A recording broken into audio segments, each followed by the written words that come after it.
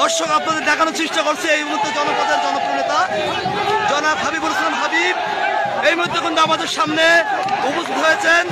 অসংখ্য লাখো মানুষ নিয়ে কিন্তু আজকের হাজার হাজার মানুষ কিন্তু আজকের তার এই সংবর্ধনায় উপস্থিত হয়েছেন। আমরা দেখতে পাচ্ছি কলারোয়ার আজকের হাজার হাজার মানুষ আজকের এই সংবর্ধনায় উপস্থিত হয়েছেন। আপনি যতদূর চোখ যাবে দেখতে পাবেন সবই উপজেলা বিএনপির সমস্ত নিবেদিত প্রাণ।